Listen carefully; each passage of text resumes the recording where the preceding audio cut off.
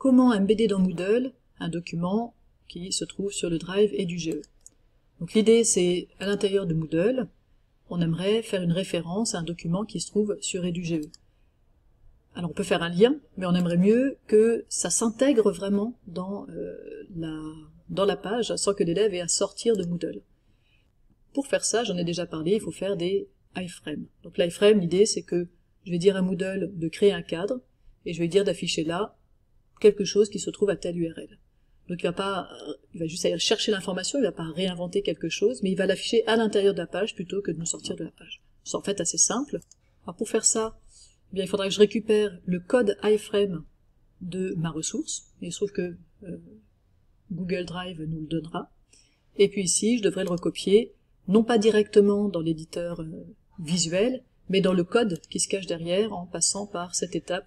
Je clique pour dire je veux éditer directement le code de la page. Voilà, ça a peut-être l'air compliqué, mais c'est vraiment très simple, vous allez le voir. Voilà, je suis sur Moodle, je suis dans une page, mais je pourrais être dans un quiz, je pourrais être dans un forum, je pourrais être ailleurs, et j'aimerais ici mettre un lien vers ce document, qui est un PDF. Alors, une première chose à faire, c'est qu'il va falloir, ici, il est juste prévisualisé. Quand vous double-cliquez sur le document dans Google Drive, vous avez juste accès à une prévisualisation du document. Si je veux pouvoir aller un peu plus loin, il va falloir que je lui demande de l'ouvrir vraiment.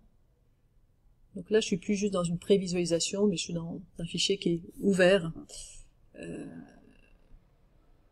Et j'ai du coup accès à d'autres menus, et notamment, j'ai ici intégré un élément. Donc je clique sur intégrer un élément, et on me donne le code iframe. Intégrer, ça veut dire embedder, hein, c'est l'équivalent de embedder en français. Donc j'ai juste à copier ce code, CTRL-C, je retourne dans Moodle, je mets mes deux crochets pour avoir accès à l'éditeur de source HTML, donc je vais vraiment écrire ce qu'il y a à la source, pas visuellement, et je colle simplement le code. Alors on voit déjà la fenêtre apparaître, et on voit effectivement mon document dedans. Je fais enregistrer et afficher. Mes élèves ont bien accès au document, sans avoir à sortir de Moodle. Alors bien sûr, il faut que ce soit un document sur lequel ils ont les droits dans le Drive, hein, sinon ils ne pourront pas le voir. Ici, j'avais donc rajouté un document de type PDF hein, qui se trouvait sur le Drive. On peut aussi rajouter d'autres types de documents, donc je vais vous montrer ici par exemple avec des diapositives. Je double-clique sur mon document. Et malheureusement, là ce sera plus les trois petits points à droite et intégrés. Donc il faut toujours un peu chercher. Cette fois-ci, c'est dans Fichier, publié sur le web. Alors attention, il est tout près de placer dans la corbeille.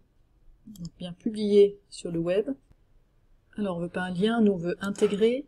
Si vous l'avez jamais encore publié sur le web, vous aurez un gros bouton, je crois, vert, pour demander que ce soit publié sur le web. Donc vous pouvez cliquer sur publier sur le web, et ensuite vous aurez accès au code iframe, avec, vous voyez, la possibilité de modifier certains paramètres, donc notamment la taille, et puis la durée entre deux diapositives. Donc là, je laisse comme ça par défaut, je reviens sur ma page Moodle. Si je colle ici, ça sert à rien, hein, parce que je suis dans l'éditeur WYSIWYG, donc ça va simplement m'afficher iframe source égale, mais c'est pas le code qui va être interprété. Si je veux que le code soit interprété, je dois aller sur mes deux crochets, et je colle ici mon code iframe que je viens de récupérer sur EduGE. Et je peux enregistrer et afficher. Et j'ai donc mes diapositives hein, qui vont normalement défiler automatiquement, alors il faut quand même mettre play, toutes les 3 secondes, et puis j'ai mon fichier PDF en dessous. Voilà.